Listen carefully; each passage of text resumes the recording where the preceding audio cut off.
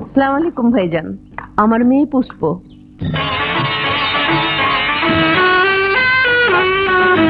না না ঠিক আছে, বেঁচে থাকো বেঁচে থাকো।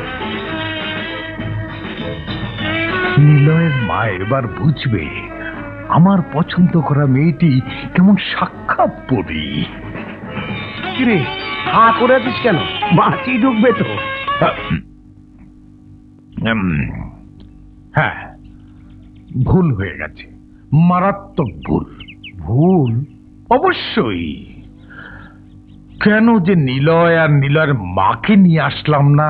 তাহলে তো বিয়েটা পড়িয়ে এখনই বৌমাকে নিয়ে যেতে পারতাম। তার মানে আমার পুষুমাকে তোর পছন্দ হয়েছে? হবে না মানে? কি বলছিস?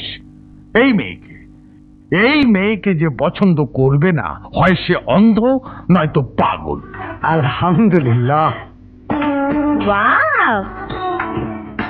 কিন্তু আমার ছেলেকে তোর মেয়ে পছন্দ করবে কিনা?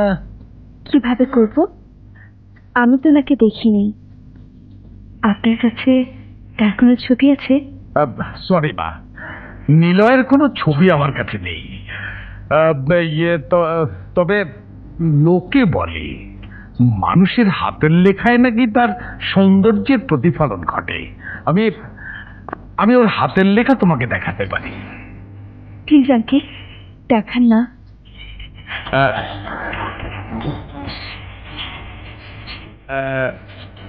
এই না, বিউটিফুল। আঙ্কেল এটা আমি রাখতে পারি? না না মা, এটা আমার ছেলের একমাত্র স্মৃতি, সব সময় আমার কাছে থাকে।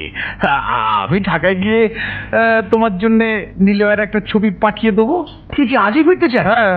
অসম, এতদিন পরে এসেছিস, এখানে থাকবি, খাবো, গল্প সল্প করবো। না না না, আঙ্কেল হ্যাঁ? আজ কিন্তু আপনাকে থাকতেই হবে প্লিজ। তুমি বুঝতে পারছো না মা। ভাইজান কতদিন পরে এলেন, আজ রাতটা থাকতেই হবে।